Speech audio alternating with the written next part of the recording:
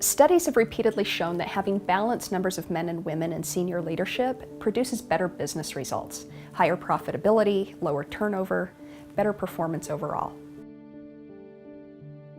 Truthfully, a lot of men feel uncomfortable speaking about gender issues because they either feel unqualified, unaware, or even threatened by it. And some top leaders, male and female, believe that people speaking up about gender issues are either bitter or they have an axe to grind. Some leaders are not familiar with the business case of gender diversity and inclusion in the workplace, but they generally agree that attending to the women's issue is the noble or the right thing to do.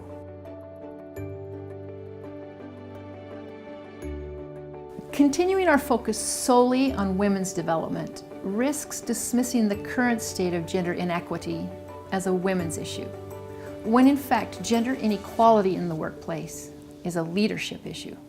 I've met a lot of senior female leaders too who say, I don't really get this female leadership problem. I just don't see it. They look around and they're one or two of 12 executive team members who the rest are male, and they say, I got here myself, so what's the big deal?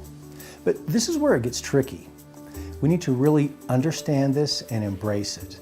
If we don't believe it, it's going to be difficult to share this with others. It's really hard to make progress when the discussion is one-sided. For this to work, leaders have to listen. Really listen and seek to listen for understanding. What does your high-performing leader really want for her career, for her family, and for herself? What Chocolate Villa helped me do was realize that success is individual, and every person has a different definition of success. Whenever you really sit down and think about what it means to you, it can certainly help you reprioritize where you're spending your time and how your life ends up. She's already in your talent pipeline, and keeping her requires you to know what she wants from her work experiences and then helping her to find the best ways to develop her leadership skills. If you as a leader understand this business case, you can take every opportunity to speak openly about it. Women too should become more familiar with the business case and be more willing to promote and support other women who are ready to take on more responsibility for leadership.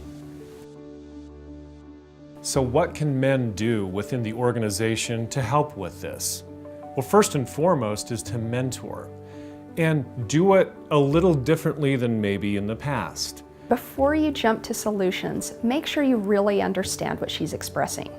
You may be in a key position to help, but you need to have a thorough understanding of the options first. The greatest influence that women could have in the workplace is to have a mentor or a support mechanism that's coming from management that's saying, we want you to be successful.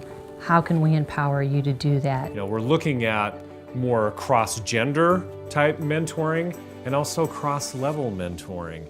And this is a very valuable way to problem solve and collaborate and to open up the conversation. If you don't know how great you are and what you can do, then they can't know how great you are and what you can do. So if you have the opportunity to set up a monthly or quarterly update with somebody who can help influence, I think that's a great way to utilize men in the workplace. When senior female leaders mentor aspiring male leaders, both have a better chance of understanding one another and understanding one another's position, which helps both parties be able to navigate throughout the organizational maze. Because we know this might be new territory for a lot of leaders, we need to make it as easy as possible to talk to each other about issues related to gender diverse leadership. Women can start by being inclusive and inviting men into the conversation and their activities.